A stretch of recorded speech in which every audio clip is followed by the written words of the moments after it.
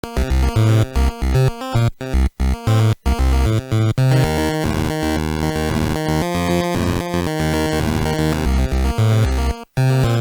XGun was made in 2023 by Xianfan Technology.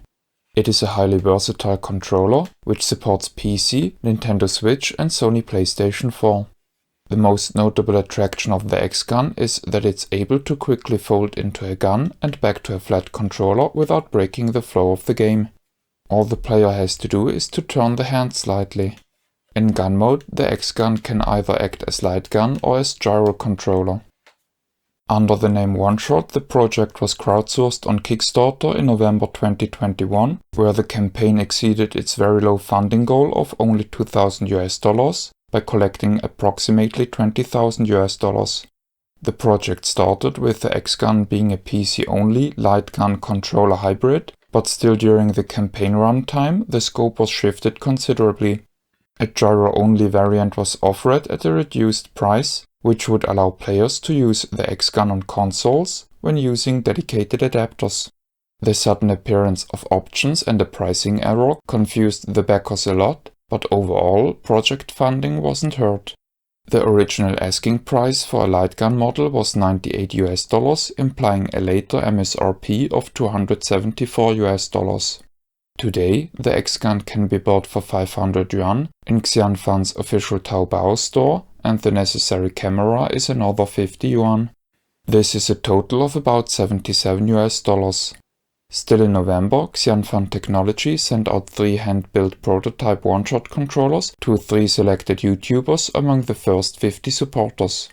Unfortunately, I wasn't chosen, and to my best knowledge, the only videos that surfaced were the unfruitful attempts of Kyodaiken, who misunderstood the calibration process.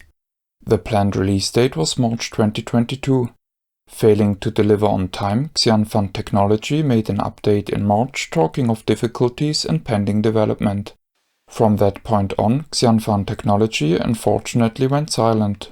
What followed was a redesign of hard and software and the change in name from OneShot to XGun. The new gun is a hybrid, which has both gyroscope and light gun capabilities and not just one of the two. Another advance to the previous design is that the XGun doesn't have to rely on modular adapter sticks anymore and now directly supports the various target systems. Local Chinese sales opened in November 2023, and the plan is now to finance the translation of manuals, software and guides. The ability to cost-effectively ship abroad has to be set up too. Xianfan Technology plans to serve the original Kickstarter backers first, and waits with international sales until then. The gyroscope mode works on all supported systems. The light gun mode just works on PC, where a companion program has to run. I will introduce the software in more detail later. In light gun mode, the XGun emits a laser beam of infrared light, which is then picked up by a 120 frames per second IR camera. The camera is connected to the computer via USB. As I explained in episode 96, laser-based targeting for shooting software has been around since the mid-1980s. The base technique works very well, with great accuracy and precision. It has been adopted by law enforcement, militaries and arcades worldwide. As shown in episode 159, recently PDP attempted to besmudge the good reputation of laser targeting with their very underperforming Mars light gun. But although the XGun looks like a love child of the Mars and 2 grifter morphing gamepads, it performs much better than either of the two. The XGun has a 2-tone color scheme with a graphite tip in the front and accent ring in the back. Most of the rest is matte black.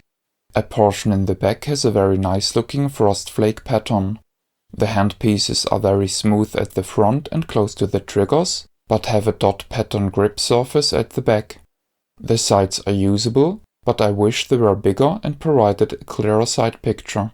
If the XGun would be considered a normal controller, the gap between the 2 controller halves would seem unusually wide. This allows, however, to smoothly tilt the handpieces 90 degrees without both hands coming too close.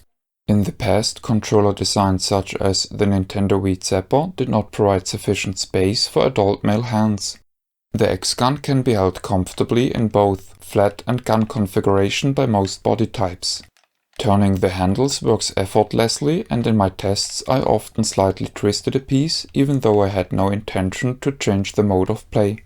Personally, I would have liked if the XGun offered a way to lock in a controller play mode for sessions without frequent playstyle swapping. The XGun comes with a little 2.4G dongle and connects wirelessly to the host system. The buttons of the XGun feel pretty unique.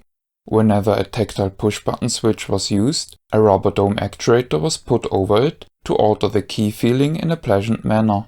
The big triggers LT and RT are analog and feel linear. The small triggers LB and RB on top of them use the push-button switch and dome combo. The face buttons A, B, X and Y actuate very sharply and are rubber dome based. The little buttons plus, minus, back and start rely on the push button and dome combo too. In principle so does the D-pad, but here a very special rubber actuator disc is used. Each button has a spherical droplet over it. The rubber dome mat is restricted in movement by a plastic assembly. Curiously, this results in something that has a key feeling very reminiscent of the Grifter Morphing gamepad, or similar to the Neo Geo CD controller, in case you aren't familiar with the former. The two joysticks are clickable and felt great in my tests. The power button is in the back accent ring. The two 1100 mAh batteries of the XGun are charged via a USB-C socket below the nozzle. Next to the socket is a LED indicator light. I benchmarked the buttons with the Famicom version of Konami's Contra. The XGun performed excellently in joypad configuration, and I especially like the unusual D-pad. When using the XGun in pistol configuration, I felt that the large triggers don't feel gun-like enough. If you ever played VR shooters with early standard controllers, you will know what I'm talking of. Ideally, the right-hand trigger would actuate a full-size microswitch.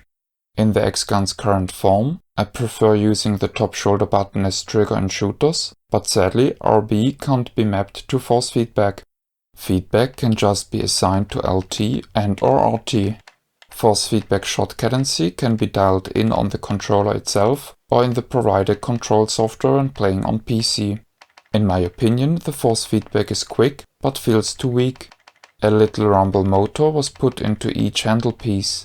Interestingly, the rumbler used for the right hand moves less mass and therefore is weaker. Personally, I would have put the stronger unit to the hand which is holding the pistol grip. The 120 frames per second infrared camera looks very unsuspicious because it is using the shell and packaging of a generic USB camera. The build quality is good and the video performance is great. The camera can rotate and tilt around a ball-shaped stem, which is part of a foldable foot. Inside, the foot has anti-slip pads, and on the bottom is a 1/4-inch thread, which allows the foot to be used with standard camera tripods.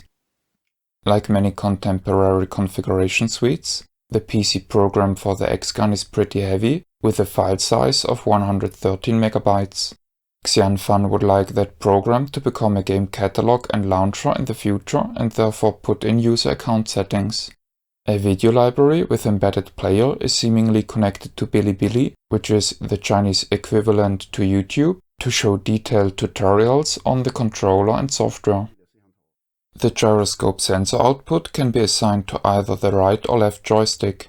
The sensor can be set up such that it just sends data if a dedicated aim button is held down. If desired, the gyro sensor can be turned off completely. As the XGun behaves like an Xbox 360 controller to the computer, a myriad of joystick-to-mouse programs and even Steam itself can be used to turn the XGun into an air mouse. Much appreciated, the XGun configurator itself also offers such a feature. In order to change whether a joystick qualifies for mouse translation, the so-called thumb position setting has to be put to left or right in accordance to the upper setting. The user can choose between two palettes of button assignments. Each palette can be remapped by the user. Strangely, the two lists are not independent and the user is not able to assign a specific single button in both lists. Xianfan Technology wants the user to register and hides the controller configuration tab to unregistered users under certain conditions. Luckily, I figured out that you can work around this requirement by deleting the contents of the Xianfan roaming app data folder manually once the tab is missing and then restore the software. For the light gun mode, detailed well-written quick guides tell the player how to set up the camera and how to calibrate and offset the laser tracking system. To make the mouse movement flush with the sights of the gun, the user has to aim at the mouse icon while it is in the center of a special compensation screen and double-click the mouse. While this method certainly works and allowed me to achieve perfect accuracy and precision in my trials, I wish there was a better method to calibrate the tracking offset. Other laser tracking programs, which I used in the past, allowed me to shoot multiple on-screen targets to figure out the compensation parameters. As it's often the case with controllers that use a software abstraction layer, the compatibility is not 100%. For example, MAME is currently not supported. Also in my tests, the debouncing of the bottom triggers seemed erroneous. In some games, pressing those was interpreted as pressing them twice. Mapping the same function to the top little button in the same game did not behave like this and correctly fired just once per button press. I made Xianfan Technology aware of this, and they are looking into the topic. In my tests, the light gun mode of operation worked very well. The tracking is very smooth and very fast. Because the workload of the tracking happens in software on the host computer, the latency can be affected by the available computation resources, but generally on an adequate machine the latency is supposed to be well below 20 milliseconds in the 10 milliseconds region. In my test, accuracy and precision were very good. Laser tracking light guns work best on non-reflecting surfaces like walls and silver screens. Having a very reflective screen can certainly be a detriment to both accuracy and precision. Luckily, the LCD monitor and TV which I have tried worked fine with the XGun. The campaign video suggests that the laser is just engaged when shooting, much like the laser guns I have shown in episode 96. But that's not actually how the XGun operates. When set up properly, the laser is always on in laser gun mode when folded into a pistol. This is a great design choice and improves game compatibility vastly. I am very happy with the gyroscope performance of the XGun in motion tracking mode. Adjusting the settings of the joystick, which is chosen to be affected by the gyro sensor, will also set up the motion tracking data. For example, increasing the sensitivity of the joystick will increase the sensitivity of the gyro functionality. Most interesting is that the same is valid for the joystick dead zone threshold. Whereas other gyro controllers, like the most current offering of ADIS, the Nextstick, can drift away when held still due to micro vibrations, the issue can be partially or fully alleviated by setting up dead zones for the XGun. While the XGun can be set up such that a button has to be held down in order to engage motion tracking, the opposite, offering a gyro cutoff button for otherwise permanent motion tracking, sadly isn't available. I feel that the overall motion tracking performance of the XGun is better than what the ADIS ANEX products can offer, but still slightly inferior to the Desert Wolf by Loving Global or my custom Steam gun, which I built in episode 109.